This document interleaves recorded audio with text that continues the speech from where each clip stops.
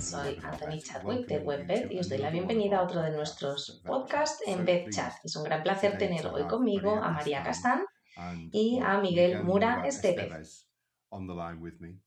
Queríamos contar con vosotros dos. Obviamente María de Purina ha estado haciendo un trabajo fantástico analizando todo el tema de la salud mental veterinaria. Sé que acabas de celebrar una conferencia recientemente de la que tengo muchas ganas de hablar, pero si no te importa, María, ¿podrías darnos una pequeña idea de quiénes sois tú y también Miguel para la audiencia y así podremos ponernos manos a la obra con este tema tan importante? Gracias, Anthony. Muchas gracias por invitarnos. Me llamo María Castán. Como se nota por mi acento, soy de España. Llevo un tiempo viviendo en el extranjero. Soy bioquímica de formación. De hecho, empecé mi carrera muy lejos de la veterinaria. Empecé trabajando con biólogos capilares y con dermatólogos durante mucho tiempo. Hace 6 años empecé a trabajar para Nestlé Purina en las instalaciones centrales aquí en Barcelona. Formo parte del equipo veterinario y me encargo de velar por su bienestar, escuchar sus necesidades y hacer que el mundo sea un lugar un poco mejor para ellos. Muchas gracias por recibirme. Gracias, María. ¿Y Miguel?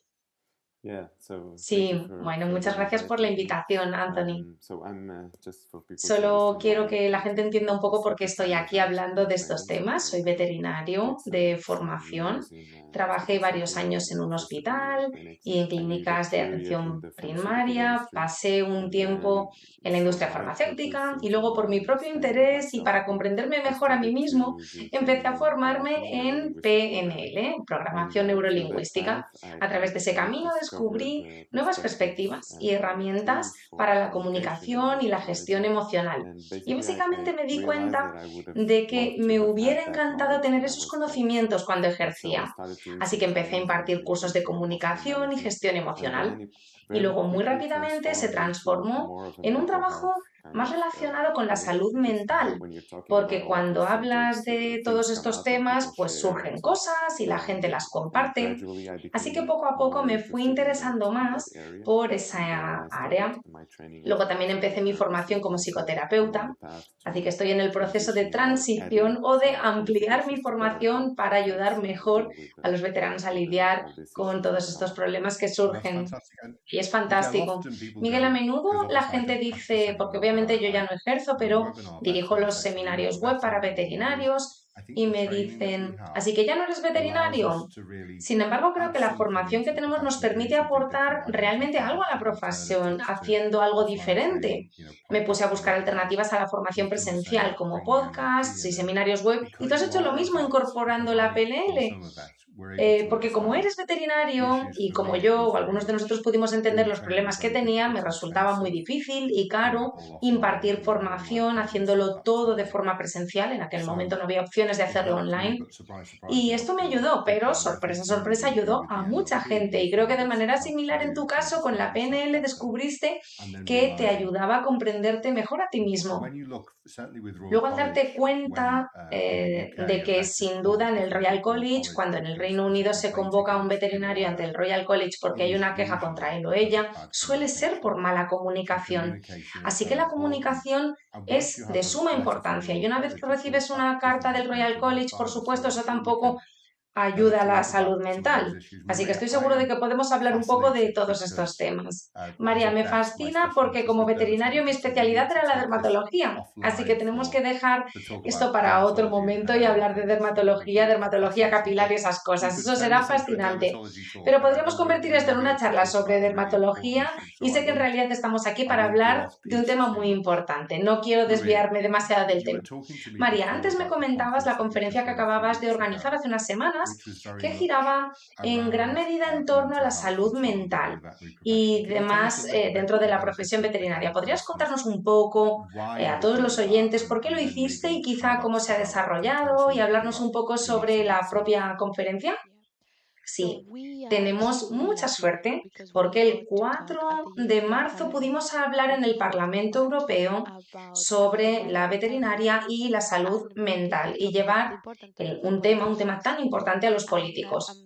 Y quiero dar las gracias a Purina y a la marca ProPlan, ya que gracias a ellos pudimos debatir con políticos de muy alto nivel, pero también con otros miembros del sector, con periodistas, con veterinarios, con las principales asociaciones sobre toda la situación de los veterinarios, la crisis en la que se encuentran, el sufrimiento que padecen y también la falta de normativa. De hecho, lo que más me impactó fue que uno de ellos dijo: estoy aquí para buscar soluciones porque necesitamos a la comunidad veterinaria y está sufriendo. Así que planteamos el tema para debatir realmente cómo el bienestar mental, cómo los veterinarios que están pasando por una crisis lo están por diferentes razones. Claro, yo no diría que hay una sola razón, hay varias.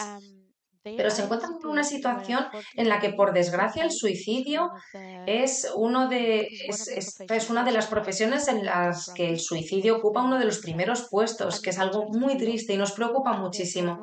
Por eso hemos llevado el tema al Parlamento Europeo, para asegurarnos de que se incluya en la agenda y que podamos debatir soluciones y, sin duda, encontrarlas todos juntos. Así que esto no es solo cuestión de una empresa, solo de los políticos, ni solo de los veterinarios. Creo que requiere un esfuerzo conjunto para encontrar soluciones y debatir el tema.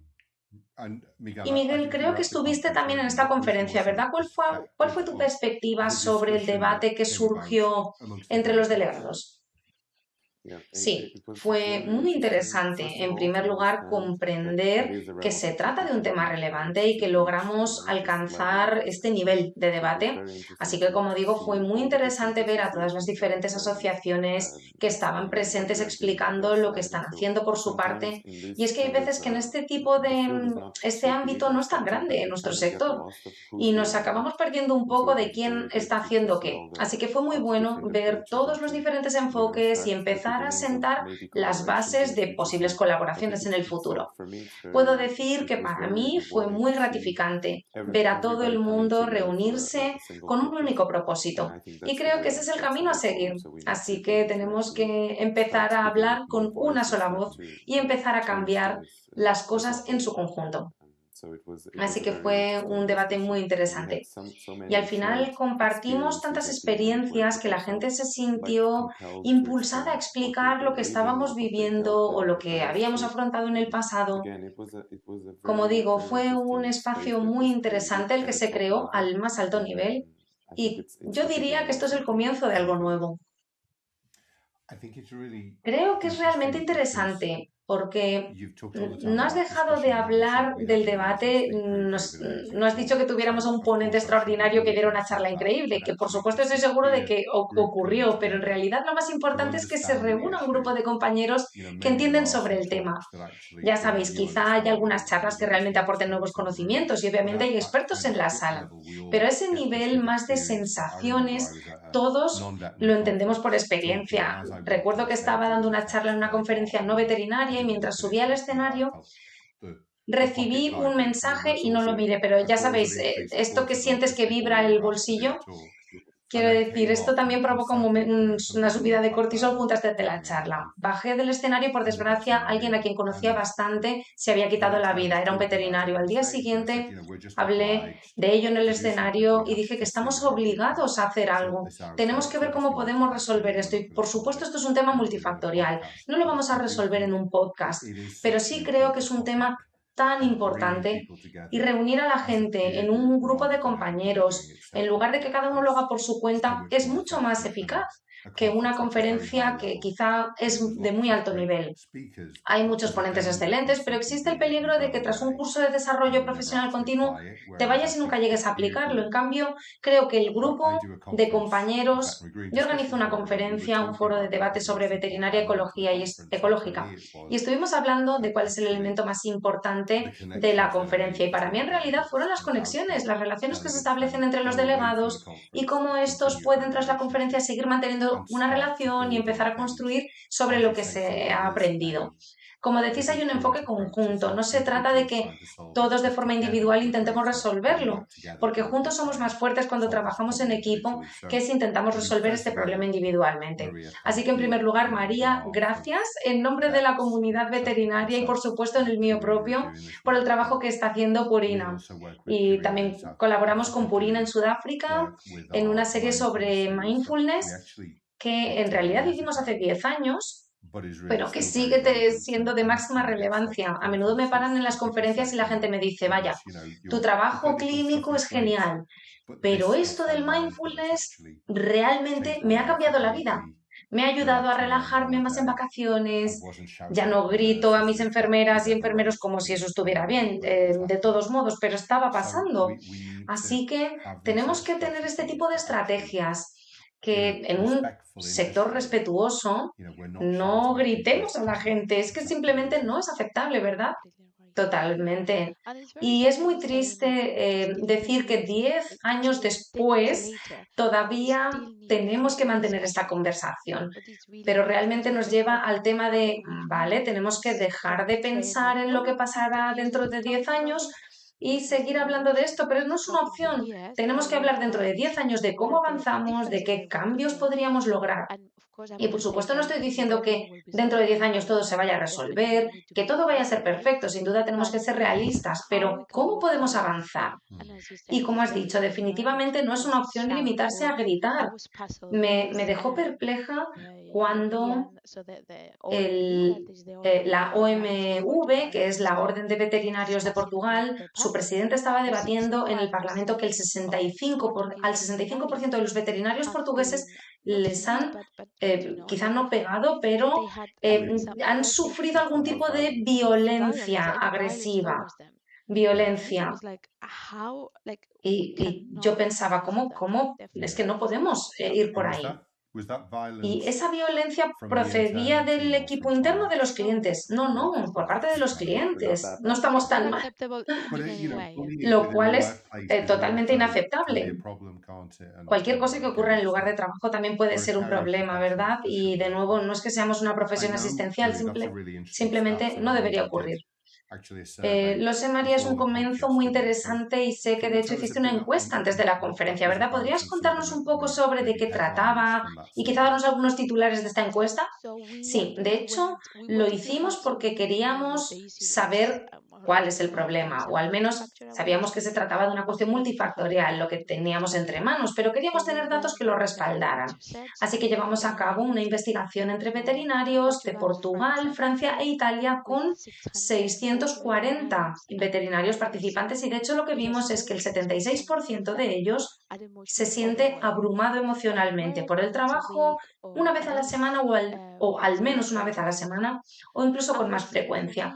Y lo que para mí es incluso más triste es que el 71% de ellos se están planteando abandonar la profesión. Sabemos lo apasionados que son los veterinarios, que realmente es una profesión a la que te dedicas porque amas a los animales, amas tu profesión. Es muy parecido a lo que ocurre con los médicos, enfermeros. Todas son profesiones muy dedicadas. Y aquí, solo por este malestar emocional, la gente se plantea dejar la profesión o incluso no recomendarla a los jóvenes. Esto es bastante impactante. Es como si te diera un vuelco el corazón pensar en estas cosas. Y también como todo el mundo cree, vale, necesito apoyo, sé que las cosas no van bien y afortunadamente creo que hablaba de hace 10 años, creo que algo ha cambiado porque el 78% de ellos está buscando o pidiendo apoyo para salud mental o bienestar. Así que creo que ahora hay más concienciación, la gente es más consciente a la hora de pedir ayuda y por eso creo que las cosas están cambiando, pero aún así como se puede ver, queda un largo camino por recorrer, mucho trabajo por hacer en ese ámbito, porque más de 3/4 partes de ellos necesitan acudir en busca de apoyo mental. ¿Y te centraste en algún grupo demográfico concreto o abarcaste desde los recién graduados hasta los que están a punto de jubilarse? Queríamos abarcar todo el espectro para entender cuál era la diferencia o para ver si había alguna diferencia en cuanto a edad, género, así que queríamos tener una base suficiente para entender los datos y encontrar diferencias significativas. Y para ser justos, demográficamente nos lo hemos encontrado en todas las edades. Así que no es que hayamos descubierto que las mujeres se ven más afectadas porque haya más mujeres en la profesión, claro. Naturalmente habrá más mujeres, por eso se ven más afectadas y también porque si lo piensas, la maternidad y demás, sabemos que las madres pueden verse más afectadas debido a la conciliación con el trabajo y demás, pero en general fue algo bueno, en lo que no había una gran variación en cuanto a edad, género y demás, así que fue bastante equitativo. ¿Existe el riesgo de que al hablar del tema acabemos provocándonos una crisis? Porque obviamente surgen las encuestas, este tipo de cosas, o el tema de la salud mental, las personas que sienten que lo están pasando peor querrán hablar de ello. Lo que hemos intentado aquí en Webinar Bet es contar historias positivas y animar a la gente a pensar de forma más positiva en la resiliencia, etc. Miguel, me encantaría conocer tu opinión sobre si, quizá con razón o sin ella, no hablamos mucho del suicidio en la web porque queremos animar a la gente a que vea que hay soluciones y que hay formas de ver las cosas, etc. ¿Es este el enfoque correcto? ¿Puedes darme una idea desde la perspectiva de la PNL de cómo podríamos resolver algunos de estos problemas de los que estaba hablando María? Sí, no creo que pueda darte una solución adecuada, pero sí que hay cosas que podemos hacer y la investigación es clara sobre muchos de esos enfoques. Ahora ya sabemos que los enfoques organizativos tienden a dar resultados más rápidos, por ejemplo, que centrarse en la formación individual y el entrenamiento individual en la resiliencia individual, por ejemplo. Y sí, hay algunas cosas prácticas muy fáciles que se pueden hacer dentro de las organizaciones, es decir, las clínicas, los hospitales. Y una de ellas, por ejemplo, es algo sorprendentemente poco común, que es celebrar reuniones de equipo periódicas. Y no me refiero a discusiones de casos, ni siquiera a clubes de lectura, sino a reuniones de equipos reales en las que la gente puede hablar de cualquier cosa que necesite. Por supuesto, cada vez que trabajo con el centro, los hospitales o las clínicas, hay veces que me dicen, sí, solíamos hacer eso, pero luego lo dejamos de lado por esto y por lo otro. Y hay una verdadera lucha por mantenerlo en la agenda y también por contar con alguien con las habilidades para facilitar este tipo de trabajo, porque muy rápidamente puede derivar en un escenario de que unos se están culpando a los otros. Así que, bueno, consejos específicos como este pueden ayudar a las clínicas desde una perspectiva organizativa a implementar algunas estrategias, porque hay muchas estrategias que implementar a una escala más global. Por supuesto, existen políticas sobre legislación laboral. También está el reconocimiento de los veterinarios como profesionales de la salud. Hay muchas cosas que se pueden hacer de forma colectiva, pero como organización individual hay muchas cosas que se pueden hacer también. Y hay algunos investigadores que de hecho están, bueno, aportando ideas. Así que si empiezas a investigar un poco, hay muchas cosas que puedes poner en práctica. Creo que si me remonto a cuando me licencié en 1990, hacíamos todas nuestras guardias nosotros mismos. Llevaba mi consulta desde 1997. Los primeros 2 años yo mismo hacía la mayor parte de las guardias. Y no te das cuenta del estrés que supone esto hasta que ya no lo haces. Y luego, por supuesto, la generación mayor mira a la nueva generación y dice, bueno, ya no hacéis guardias, ya sabéis, ahora lo tenéis más fácil. Pero bueno, yo ya no ejerzo, aunque sigo oyendo y sin duda me pasaba cuando ejercía, que llegabas al final del día y te dabas cuenta de que no habías parado a tomar un café, no habías almorzado, de hecho ni siquiera habías ido al baño en todo el día. Siento ponerlo en un nivel tan básico, pero si no puedes hacer tus pausas biológicas, como creo que lo llaman ahora los estadounidenses, ese tipo de cosas básicas, no poder hacerlas porque estás demasiado ocupado es horrible. Y yo ejercí un poco y trabajé como estudiante y luego como veterinario en la PDSA, que es una organización benéfica que cuida de personas o de animales de personas que no tienen mucho dinero. Y solían cerrar la puerta desde las 10:15 hasta las 10:30. Tenían un descanso de 15 minutos y todo el mundo se metía en la sala de café, tomaban café juntos, una charla agradable y luego volvían a la locura. Una consulta muy ajetreada, pero todo el mundo tenía esa hora protegida para comer. Y creo que cosas básicas como esas, si estás agotado, si no te queda nada en el depósito, no puedes dar nada a los demás. Así que tienes que ser capaz de llenar tu propio depósito también, ¿no? Sí, y es curioso que menciones la PDSA porque yo hice unas prácticas en la PDSA en Aberdeen y bueno, conozco esa experiencia, me sorprendió mucho que a media mañana paraban, subían arriba, se comían un trozo de tarta y charlaban como si nada, y eso en un contexto que era bastante complicado porque no teníamos muchos recursos, la mayoría de la gente no entiende lo que decimos, bueno, algunos de ellos, así que es un contexto muy estresante. Y la gente estaba contenta y tranquila porque tenían esos descansos y eso era sagrado. Así que bueno, cosas así no son tan difíciles de implementar. Sin embargo, creo que todo se reduce al aspecto vocacional de nuestra profesión. Sentimos que es nuestra vocación en cierto modo y obviamente debería serlo, pero no puede ser toda nuestra vida. Tenemos que hacer esas pausas bio, ¿cómo se llamaban? Sí, pausas biológicas, bio breaks en inglés. Sí, sí, eso es.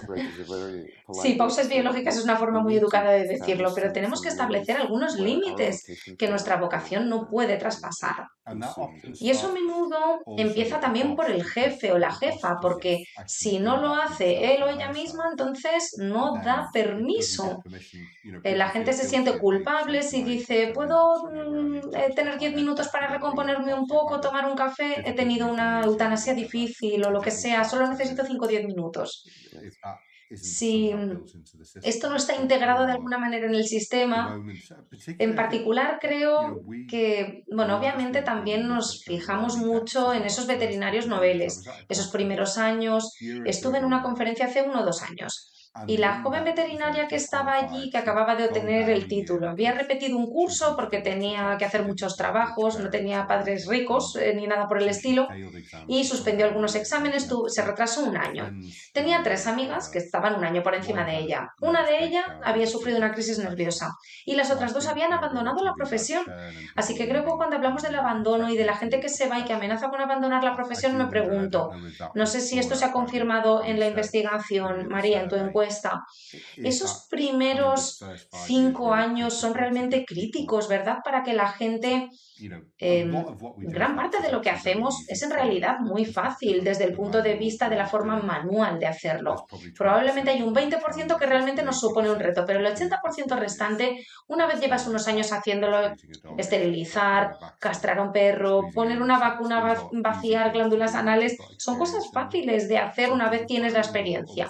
¿Encontraste o la encuesta te dio alguna indicación de si gran parte del abandono se produce en los comienzos o si puede ocurrir en cualquier momento? Bueno, no en la encuesta en sí, pero sí que hemos estudiado durante mucho tiempo las diferentes etapas de los veterinarios, tal y como decías, desde los que acaban de salir de la universidad hasta los que ya tienen mucha experiencia, llevan años en el sector y se sienten más cómodos y tienen más conocimientos prácticos, digamos. Y lo que nos dimos cuenta es que en realidad es, no sé cómo llamarlo, no es depresión, pero sí que es este tipo de valle en el que, bueno, bajas un poco por el valle y las cosas se ponen realmente mal. Y todo es cuando sales de la universidad y tienes tu primera muerte de una mascota. El animal muere en tu mesa y tienes que enfrentarte a los dueños. O cuando recibes tu primera llamada de emergencia en plena noche y no puedes hacer nada por el animal y llamas a todo el mundo y estás solo. ¿Qué hago ahora? ¿No? O cuando estás agotado tras 24 horas de guardia y aún tienes que trabajar 8 horas más porque es tu trabajo diario. Así que creo que ahí es donde realmente te golpea como veterinario. Es como, uy, Dios mío, me encantan los animales, pero esto va a ser la realidad de mi vida, ¿cómo voy a enfrentarme a esto? Y creo que eso es lo que hemos visto en la facultad de veterinaria. Y puedo decir un poco porque cuando estudié bioquímica, de hecho, cursé muchas asignaturas sobre nutrición animal y aprendí anatomía y demás en la facultad de veterinaria. No te enseñan cómo afrontar este tipo de situaciones ni te dan recursos emocionales o herramientas para hacer frente a este tipo de situaciones.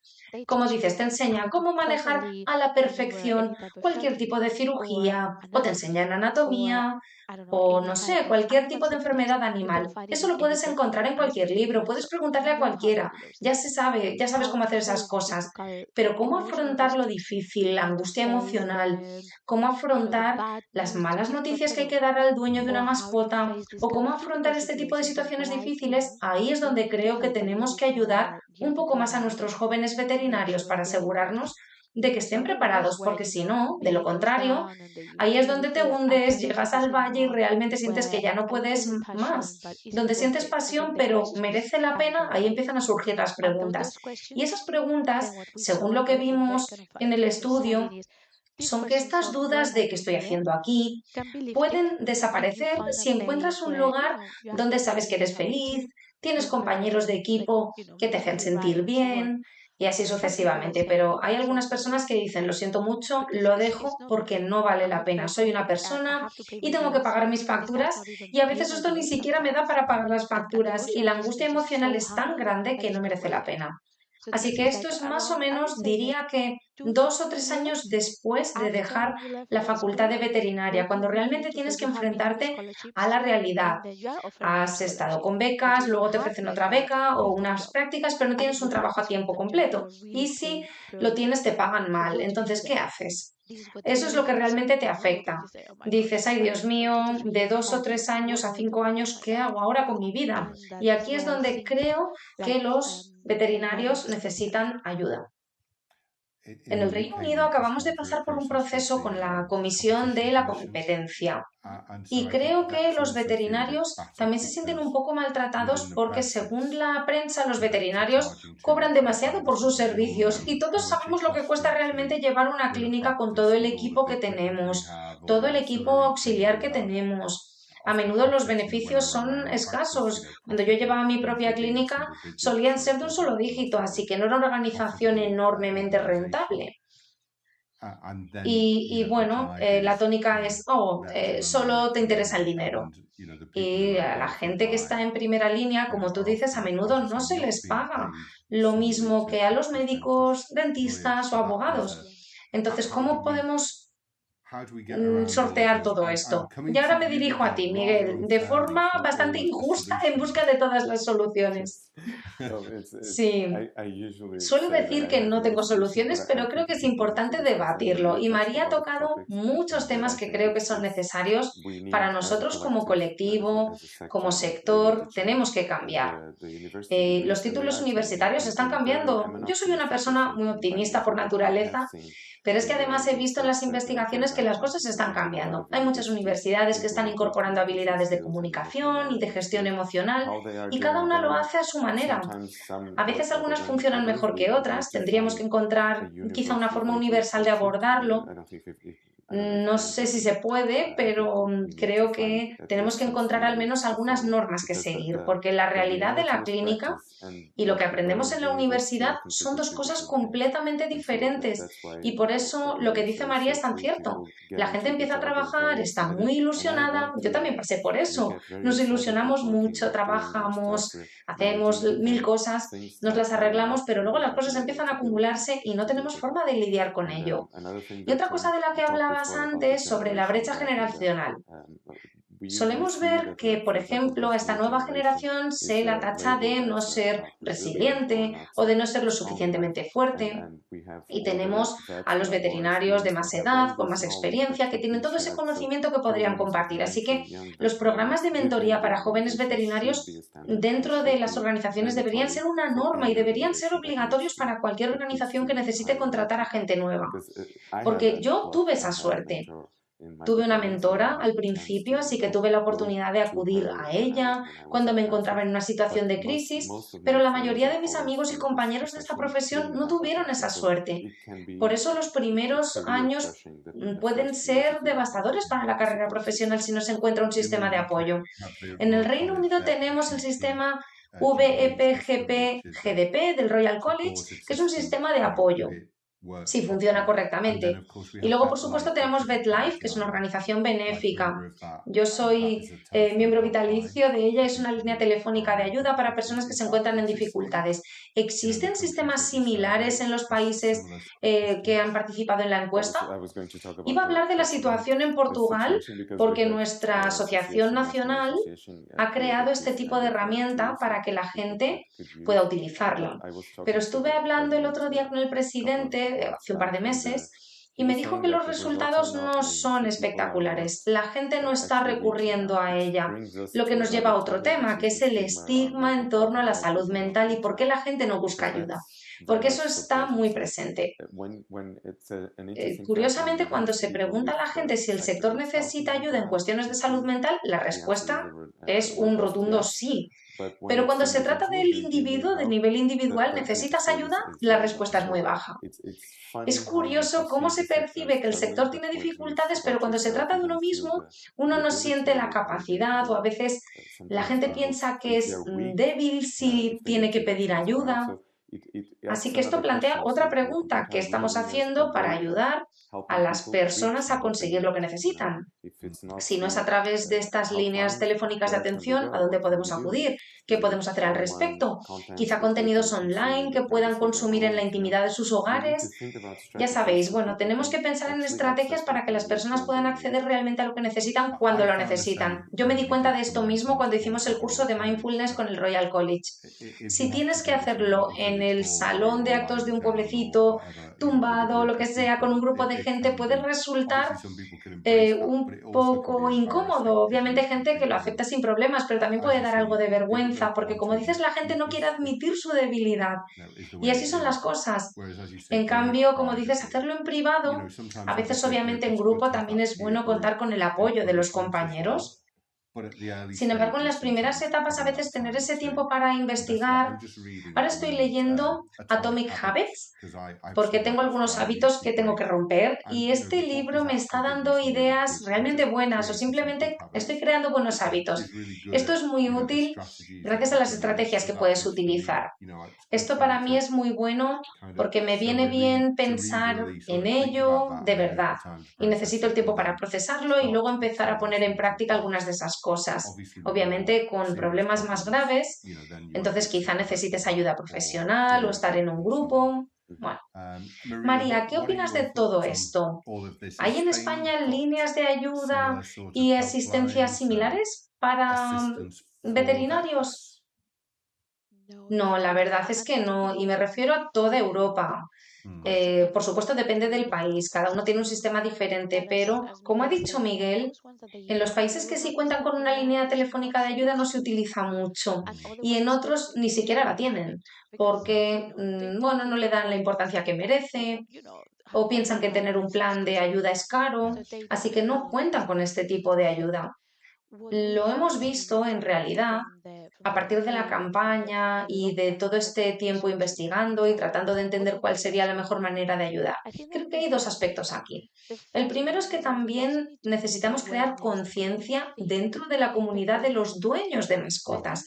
Creo que esto es un tema más amplio, no solo para los veterinarios, sino, como has dicho muy acertadamente, como el coste de la vida, el coste de cada vez que vas al veterinario y cuánto cobran. Todos creen que los veterinarios son ricos, pero es justo lo contrario. Yo no he visto y he hablado con montones de veterinarios a ninguno que se haya hecho rico por ser veterinario. Si hay otra razón no lo sé, pero por ser veterinario definitivamente no te haces rico. Sin embargo, creo que el problema es que cada vez que vamos al médico somos muy conscientes de cuánto cuesta, no sé, una ecografía o cualquier tipo de cirugía, una cirugía menor. No sabes cuánto cuesta para los humanos, pero cuando tienes que pagarlo y pagarlo al veterinario como dueños de mascota, tienes que pagarlo y te encuentras con costes astronómicos y entonces piensas, Dios mío, me están estafando. Por el contrario, si lo comparas con la medicina humana, el precio es muy similar, ¿no? Así que creo que también tenemos que educar a los consumidores para que entiendan que Los veterinarios se encuentran en una situación que no es contra los veterinarios ni contra los dueños de mascotas. En realidad todos estamos tratando de ayudar al animal. Veamos cuál es la mejor manera. Todos estamos en el mismo bando. No se trata de crear conciencia, y creo que si los dueños de mascotas se muestran más comprensivos o más empáticos con la situación, la presión sobre los veterinarios también disminuiría. Para mí esa es una de las facetas. Y luego, como comentabais, ¿qué podemos crear para estar en casa en esas noches solitarias, o quizá no tan solitarias, pero cuando realmente sientes, vale, podría leer, necesito ayuda, tal vez solo tenga mi ordenador delante de mí? ¿A qué puedo recurrir? ¿Qué puedo hacer? ¿Qué herramientas tengo a mi alcance que pueda yo consultar? Para mí estos son los dos aspectos. Podemos ayudar a los veterinarios, pero creo que no es suficiente. Los dueños de mascotas, si ellos no tienen la conciencia o la empatía necesaria hacia esto. Y una de las investigaciones que llevamos a cabo antes de todo esto, de lo que estamos hablando, porque al principio nos preguntábamos qué estaba pasando. ¿Por qué la gente no muestra más gratitud? ¿Por qué la gente no dice gracias? Es muy sencillo, ¿verdad? Y curiosamente llevamos a cabo una investigación entre más de 1.500 consumidores de toda Europa. Estaba el Reino Unido, Francia, Italia, España, los principales países de Europa.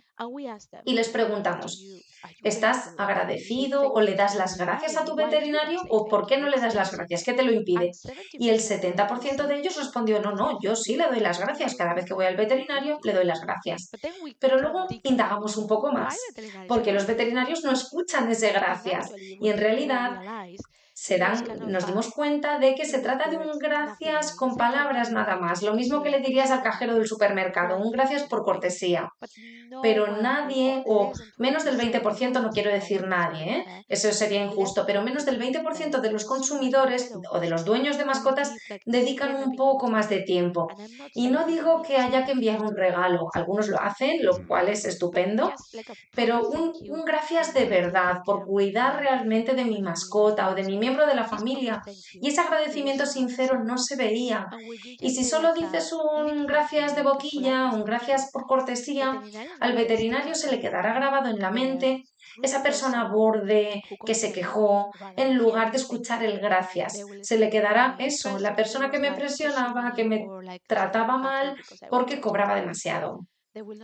No oirán ese gracias. Y lo que decían es que todos ellos, más del 80% de ellos, buscaban un poco de gratitud, un poco de conexión emocional, eso es, por parte de los dueños de las mascotas. Y para ellos eso significaba muchísimo. Solo este pequeño gesto lo era todo. Por eso es tan importante a veces este pequeño gracias. Y voy a decir algo muy personal, pero desde que trabajo aquí, soy más consciente de dar las gracias a la gente que me rodea. No solo a los veterinarios, sino cuando vas al médico, dar las gracias como es debido, porque no sabes lo que está pasando la gente, y un gracias puede alegrarle el día a alguien. Así que, bueno, creo que lo veo en ti. Pone gracias, ¿verdad? Detrás de ti. Sí, eso es fantástico. Te diré, María, que el gatito Buddy que adopté durante la pandemia hace unos 6 años, yo ya no ejerzo como veterinario. Mi mujer es alérgica a los gatos, así que no podíamos tener mascota. Y cuando eres veterinario, la tercera pregunta que siempre te hacen es ¿qué trabajo tan maravilloso? La segunda es ¿mi gato tiene costras? ¿Qué debo hacer al respecto como dermatólogo? Normalmente, y después me preguntan ¿cuántas mascotas tienes? Y yo respondo no tengo mascotas, y se van. Dicen no es un veterinario de verdad, no puede ser veterinario, si no tiene mascotas no es veterinario. Así que estoy muy agradecido por Live Clear. Sí, ha funcionado de maravilla. Mi mujer, que antes era muy indecisa y nunca había tenido gatos, ahora no es que no le molesten los gatos, ve vídeos de gatos y se ha convertido en una, y no quiero ofender a nadie, pero se ha convertido en una loca de los gatos. Se ha transformado en una mujer a la que le encantan los gatos. Eso se debe al maravilloso trabajo que estáis haciendo con ProPlan y LiveClear.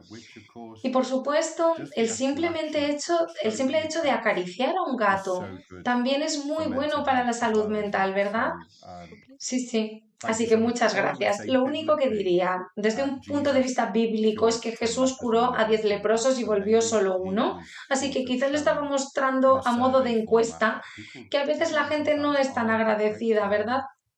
Pues sí, estoy totalmente de acuerdo contigo. Y en general, al final, en el mundo en el que vivimos ahora, que no creo que sea precisamente el más positivo, creo que puede sonar un poco pretencioso, pero creo que un gracias puede salvar vidas. Sí, y es muy fácil de hacer, muy sencillo. Por eso, por nuestra parte, desde ProPlan queríamos lanzar esta campaña gracias a la profesión de los veterinarios, y no solo por nuestra parte, donde estamos creando recursos, estamos trabajando con Miguel Moda, sino también colaborando con otras asociaciones para crear recursos de verdad, pero también para animar un poco a los dueños de las mascotas, que se fijen y den un poco más las gracias, porque es algo muy fácil, es gratis y realmente puede ayudar a muchísima gente. Eso es precioso, María, y realmente es muy importante.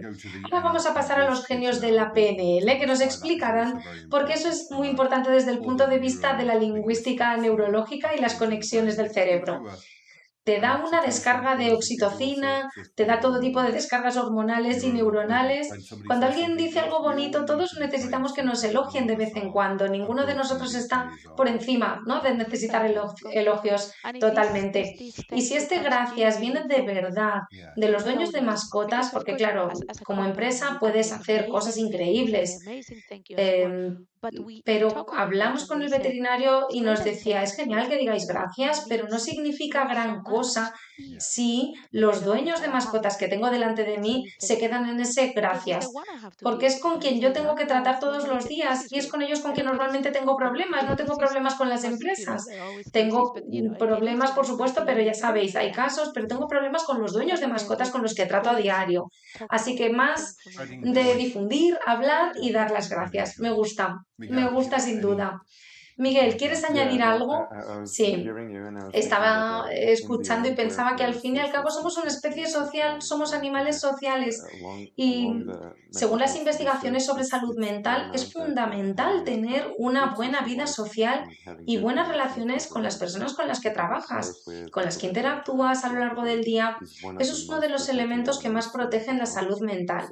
Así que cualquier cosa que pueda mejorar esta conexión entre seres humanos, como las habilidades de comunicación de las que hablábamos, mejorará el día a día de los veterinarios.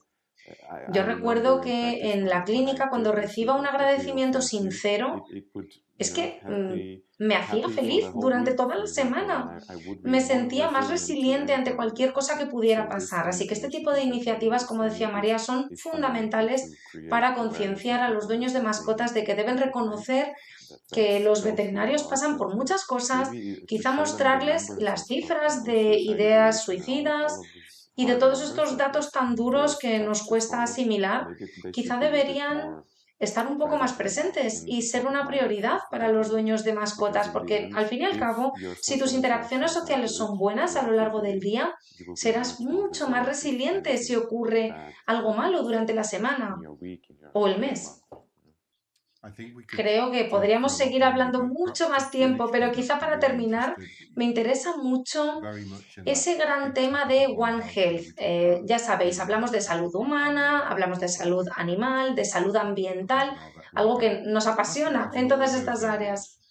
Pero la salud mental suele ignorarse. Si alguien se rompe una pierna en el Reino Unido, lo ingresan en el hospital bastante rápido y le curan la pierna. Si alguien sufre una crisis nerviosa, pueden pasar meses y meses hasta que le atienden. Esto es en el Reino Unido, obviamente no puedo opinar sobre otros países.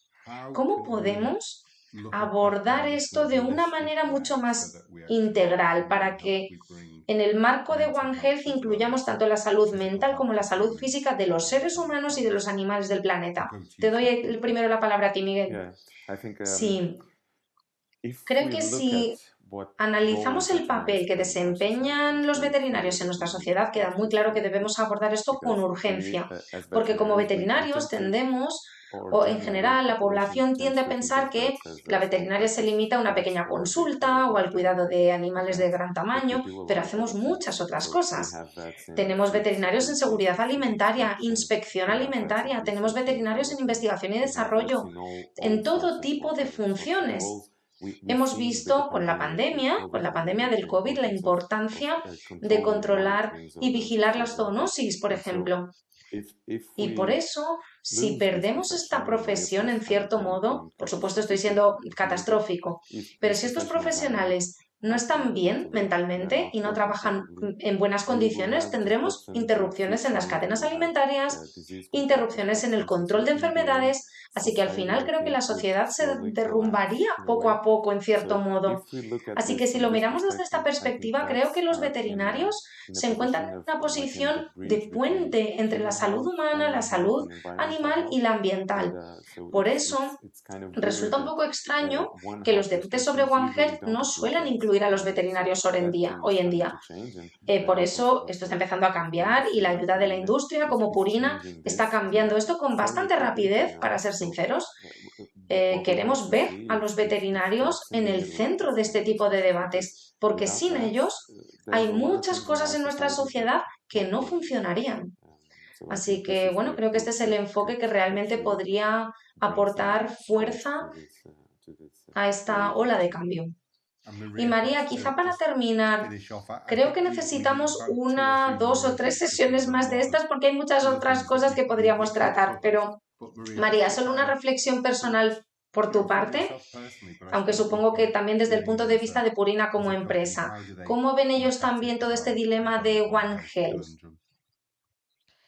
Sí, y no podría estar más de acuerdo con lo que ha dicho Miguel. Es como, bueno, definitivamente tenemos que incluir a los veterinarios en One Health. Resulta desconcertante que no formen parte de ello. Y como ha dicho Miguel, no creo que vaya a ser un efecto inmediato, pero sin duda habrá un colapso si no resolvemos la situación de los veterinarios y no nos aseguramos de que tengan una salud mental adecuada. Además, hay que tener en cuenta que cuando llegó la pandemia y nos afectó, cada vez más mascotas entraron en los hogares. Hay más mascotas que nunca, pero el número de veterinarios es el mismo o incluso menor. Entonces, ¿cómo hacemos frente a eso? Más presión para ellos, más estrés, más carga de trabajo, pero también menos ayuda. Así que estoy totalmente de acuerdo con Miguel en que será un colapso lento, pero colapsará y tenemos que hacer algo. Por eso nos sentimos tan orgullosos y felices de llevar el tema del bienestar mental al Parlamento, porque creemos que, lo estábamos debatiendo al principio, tenemos que hacer algo juntos. Esto no es cosa de una sola empresa o de una persona, es una colaboración con los políticos. Tenemos que asegurarnos de que se nos incluya ahí, de que se incluyan los veterinarios, de que busquemos soluciones y de que encontremos un espacio para que puedan prosperar. Y como hemos comentado, no hay una única solución, no es algo que vaya a suceder rápidamente de la noche a la mañana, pero tenemos que empezar a hacerlo. Así, cuando dentro de 10 años volvamos a debatir esto, podremos tener conversaciones muy diferentes sobre cómo han ido evolucionando las cosas y encontrarnos en una posición mejor que la anterior. Bueno, María, si no te veo antes, nos vemos en 2036, ¿no? Y así espero verte en 2036 o antes. Yo espero verte antes. María, muchísimas gracias. Esto es un tema que me toca muy de cerca cuando oigo hablar de gente que lo está pasando mal.